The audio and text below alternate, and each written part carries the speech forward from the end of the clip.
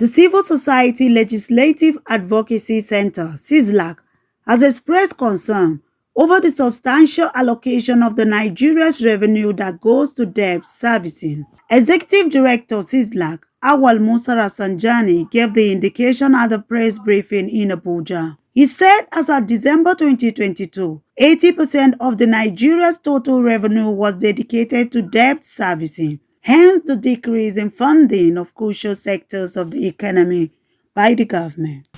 Countries are progressing because they pay attention to education, to healthcare system in their countries. But in the case of Nigeria, some frivolous and wasteful expenses are given more priority than sector that can help rejuvenate the economy and create the well-being for the people in the country. Rafsanjani also extolled the decision of the Tinubu-led government to allocate more funding to social services in the 2024 budget. The new government, on its part, has commended itself for allocating more funding to social services in its 2024 budget. However, the country will spend 6 times more on servicing debt than on building new schools and hospitals in 2024. So you can imagine, whatever the revenue we are making, it's not even enough to pay the debt servicing, not even to pay the loan that we have collected.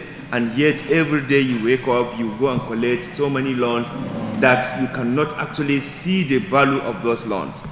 You collect loan, and some people in public institutions, they will corner this. They will not use the loans for which they initially were actually borrowed.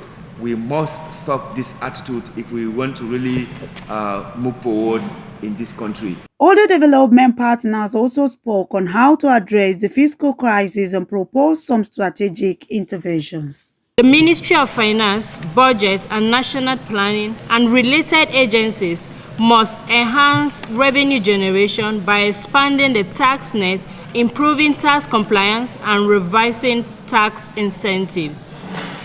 Implementing a net wealth tax or wealth tax policy can significantly boost revenue from high net worth individuals and organizations. We should look at other areas where revenue can be generated, and one of such is reduction in tax expenditure. So we need to work on all of this as a nation to be able to be on the path of sustainability and avoid further debt crisis.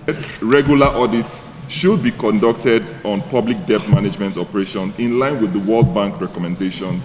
What we've seen in the country as well is over the couple of years, audits, we get these monies through budgets. The fiscal process or the fiscal process looks at budgeting, contracting or procurement, and also looks at auditing process. But nobody asks those questions on how much was spent on those engagements. Going forward, the group advised the federal government on the need to prioritize strategic policy reforms, enhance transparency, and operate a responsible fiscal policies in order to ensure sustainable growth and stability. Justin Asande, CNN News.